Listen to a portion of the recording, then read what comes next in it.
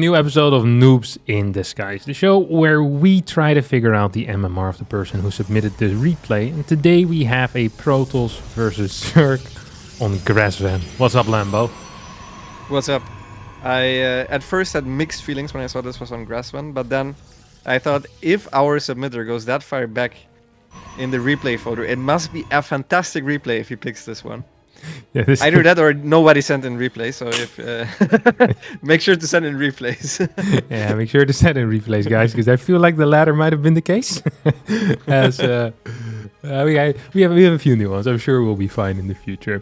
Either way, we're looking at Bone here, our blue Protoss player, and there is a little bit of context that got sent to me in the email of the dude that picks out our replays. He said, this was a Protoss versus random, and the random player rolled Zerg. So just something to keep in mind, that this is not...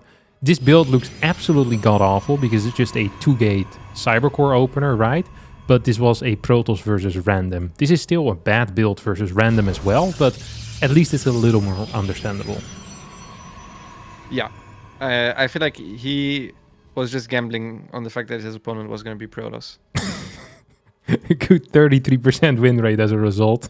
Yeah, I mean, you gotta go with something. It's actually not even a 33% win rate, but the 33% chance that you have the best matchup and a 66% chance that you're dead, pretty much. Because 2-gate openers in PvZ as well as in PvT are extremely bad. We sometimes see them in PvZ with a single gas being played, like 4 Adapt into a Nexus. That is somewhat playable still, but the particular opener that Bone is going for right now is absolutely non-existent. Yeah. And you would think that a random player that rolled Zerg is used to playing against someone without a wall, so he should have a punish down. In this case, he doesn't need to punish anything, he just can drone. And then he's super far ahead because the Protoss went for double Chrono, double Stalker. And if he didn't show the Overlord, the Protoss still would have no idea, right? Yeah, I don't think so either. This is a wild play, by the way. He's not scouting when you're fighting against random. This guy is balls of steel.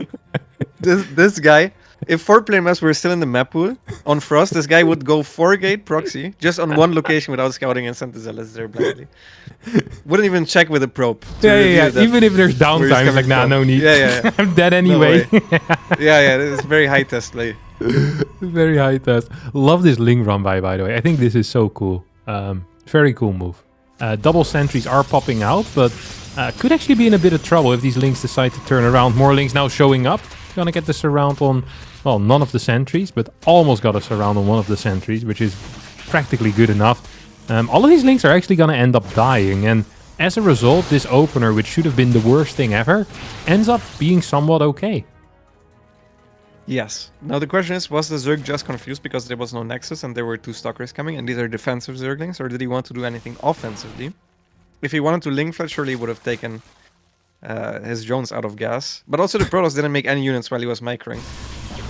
Oh, he also even let the pylon finish, but his micro was quite nice on the sentries. Yeah. I would not have tried to even run away there. I would have just tried to force field and get the best of things.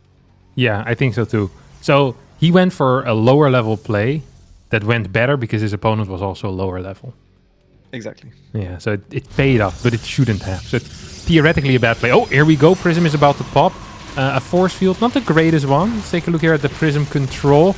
As we get some lifts, we get some instant drops as well. As this Zerg is just not microing his units, is he? Oh, fuck, Protoss. Yeah, we would have looked really stupid if now he did the force field too late and then he kills all the units without losing anything. Because it was actually very close to this happening. He even saved the pylon. Overall, that was a good bait, I would say, from the Protoss, who kills off a lot of Zerglings there. And now finishes the wall with a Stalker, so now he's completely safe. He's also 37 supply out of 70, so he has a couple too many pylons. Yeah, but I'd rather have too many than too little is what I always say. Although this is pushing that philosophy just a tiny tad. More sentries being warped in. I mean, in any normal world, this is a hold, at least against the Link flood. We do see a Baneling nest being thrown down, and as the Zerg continued mining gas, would be capable of technically turning every single Ling on the map right now into a Baneling, and taking out the gateways, and then not having any Lings available anymore. Yeah. Now that would not be a good play, and I don't think the Zerg would ever do that against a guy that is standing in his natural with Stalkers and Sentries. But he has the option open. That's indeed the entire reason why he kept mining gas. Just in case he wants to blow up a couple gateways. I was thinking of a series I once played in 2012 at ESWC against a player that bailing busted every single game, and I opened up with Sentry first into Immortal in every time. And I remember losing a game. Oh no. Because he hit so late with the bailing bust that I didn't believe it was going to be a bailing bust again. And then I poked down the ramp with 2 sentries and the bailing showed up. So I have a good amount of respect for a bad bailing bust. You should never underestimate them at any point. So we now have a 4 sentry drop. This is something that people always think would be such a sick move. Like, oh, what if you drop 4 sentries in the main base? Then you realize that even with 7 sentries, you're struggling taking out a single queen. It's now the Overlord harass is continuing. I can't actually believe that this is almost working. What do you mean almost? If he warps in Stalkers now, he has enough force field energy to keep force fielding the ramp. I do believe that he's gonna mess it up at some point. But the sentries are getting good damage done. This is definitely worth it. We can also see the Protoss not macroing at all behind this. But his execution so far was pretty good. I think he warped in a couple too many sentries though, so now he's struggling with the roaches that are spawning from the main base. But yeah, I would call this a success. It's definitely an expensive attack out of the Protoss here. But a lot of mining time lost. He forced some spine crawlers, forced some roaches. I mean, he's in a phenomenal position, isn't he? He is in a phenomenal position. Did he really force the spines though? I mean, if he warps in after the first, he has 4 sentries, right? Which can force feed the ramp forever. If he warps in 4 stalkers instead of the sentries, and then 4 more stalkers, yeah. what is he gonna do in the main base? You build a Ravager? Yeah, I mean, he just had the roaches in production. It would take forever. That's true. Yeah, okay, maybe an okay attack.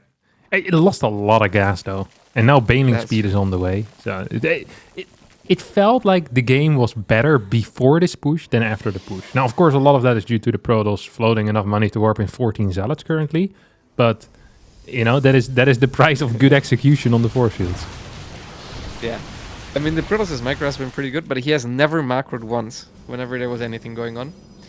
So pressing the pro button while he's doing something else is a little bit too much, I think, for now.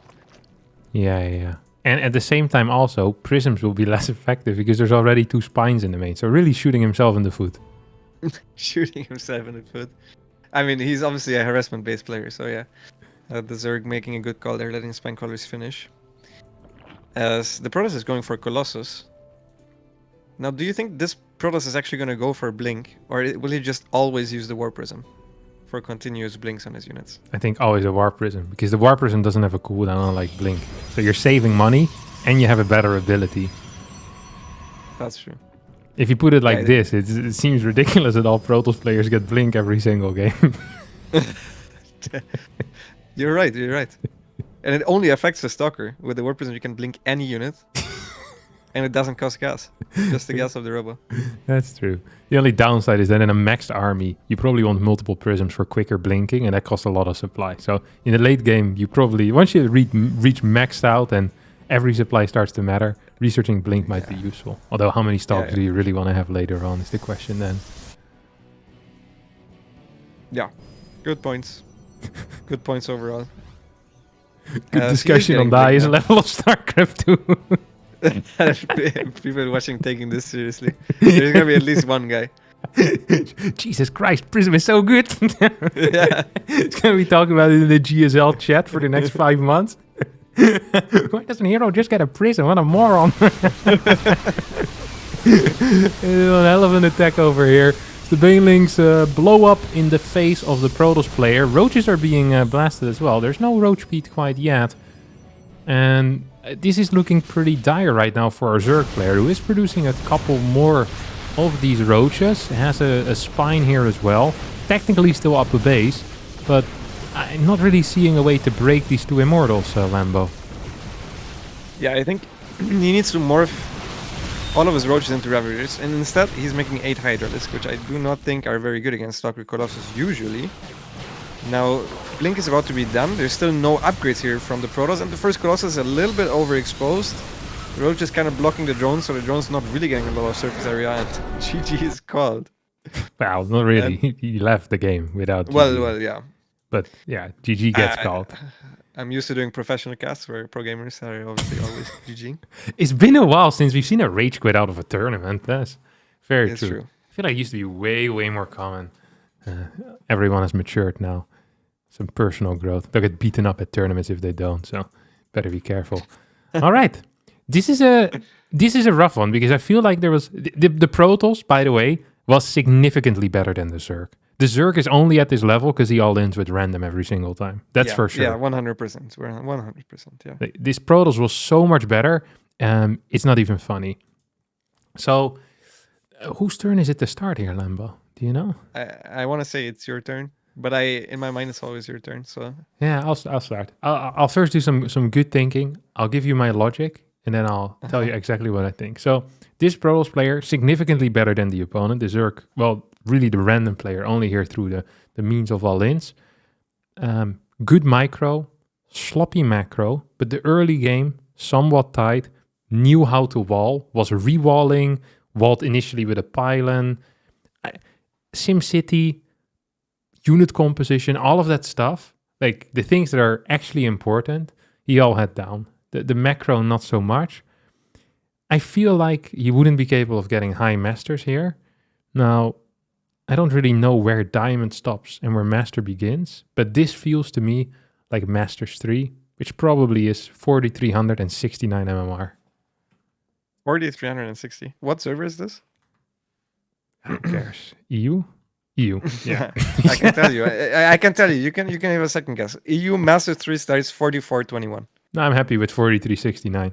This is Okay. people that have more info, they don't guess with the gut enough. The gut is the strongest tool that we have, Lambo, and you're with your research are ruining it.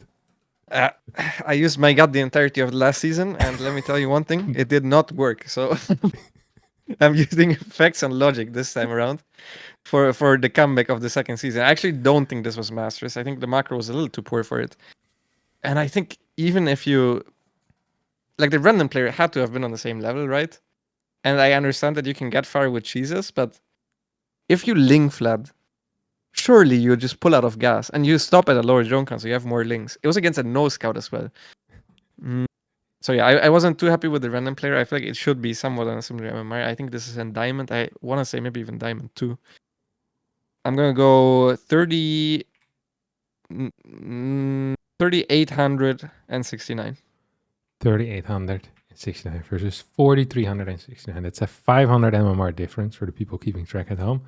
I'm opening the folder as we speak.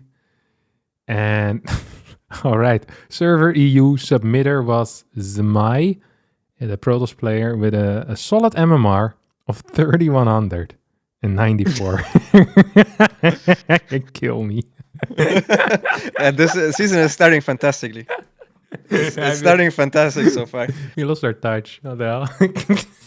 I think I might be better if I go first because you always convince me to go a little closer to where you are, but He's anchoring you completely off. I'm gonna just mute you the next time you go first, and then you go second. You can give me like a signal when I can start talking again.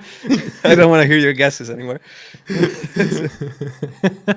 That's god awful. All right, that's got to be it for us today. We hope you all at home had a great time with this classic Grassman replay. Be sure to send in some more replays, as we really do need them. The email might be in the description. And yeah, be sure to send them there. That's it, and bye-bye.